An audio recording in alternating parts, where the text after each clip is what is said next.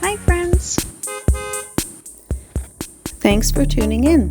If you like this video, please give it a like, comment below, and take a moment to subscribe to our channel. Sainte-Marthe-sur-le-Lac is a charming town in Quebec.